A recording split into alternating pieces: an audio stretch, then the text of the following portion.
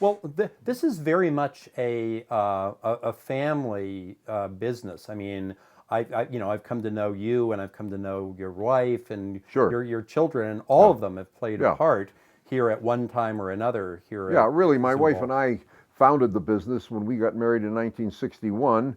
In fact, the first major sale that I had was in December 1961 when I sold my Edgar Rice Burroughs collection.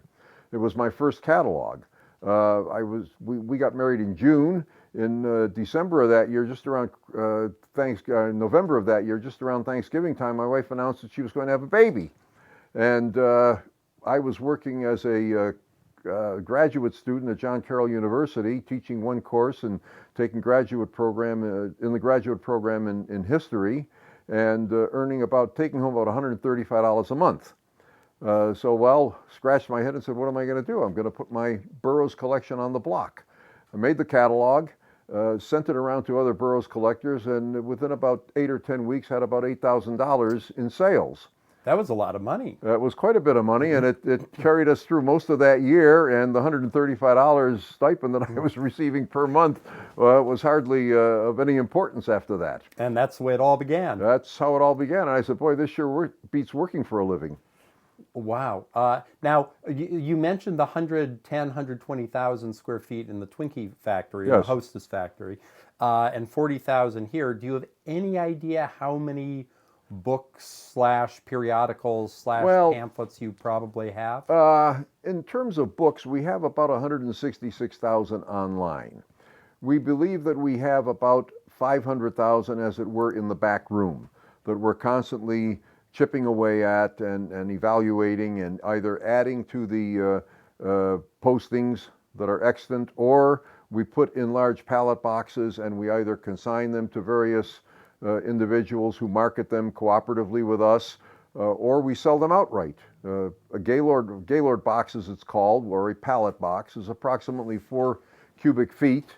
Well, I shouldn't say 4 cubic feet, it's 4 by 4 by 4, so that would be 16 times 4, 64 cubic feet, and it will contain anywhere from 900 to 1,100 books.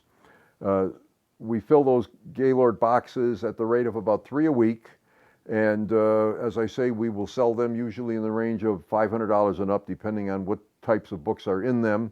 And over the course of the last 5 or 10 years, I suspect we've sold about 1,500 such boxes of books. Wow. Yeah. So how many books in and how many books out in the course of a year? Well, we sell approximately 60,000 books a year. We take in, I think, around 250,000.